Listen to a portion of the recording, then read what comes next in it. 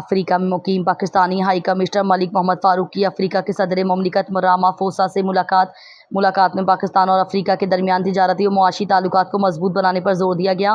افریقہ صدر رامافوسا نے Pakistani high commissioner سے ملاقات کو خوش آئند اور دونوں ملکوں کے سیاسی، تجارتی اور معاشی تعلقات کو آگے بڑھانے کے لیے اتفاق کیا۔ جنوبی افریقہ کے صدر رامافوسا سے پاکستانی ہائی کمشنر کی ملاقات ہوئی۔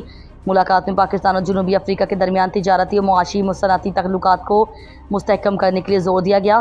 پاکستانی ہائی کمشنر ملک محمد فاروق نے جنوبی افریقہ کے صدر رامافوسا سے ملاقات میں کہا کہ افریقہ بھر میں مقیم پاکستانی کمیونٹی افریقہ کی ترقی میں کلیدی اہم کردار، دونوں ملکوں کی بہتری کے لیے پل کا کردار ادا کر رہی ہے، جس پر افریقہ صدر رامافوسا نے بھی پاکستانی ہائی کمشنر سے ملاقات میں دونوں ملکوں کے درمیان تعلقات بڑھانے کے لیے اور معاشی و تجارتی سرگرمیوں میں اضافے کے لیے بھی بھرپور اقدامات کے حوالے سے بات کی، اور افریقی صدر نے پاکستانی کمیونٹی کی خدمات کو سراہا اور ان کے ہر ممکن درپیش مسائل کے حل کے لیے بھی یقین دہانی کروائی، اور پاکستان اور افریقہ دونوں ملکوں کا ساتھ مل جل کر وسیع پیمانے پر باہمی تعاون و اشتراک عمل کو فروغ دینے پر بھی زور دیا گیا۔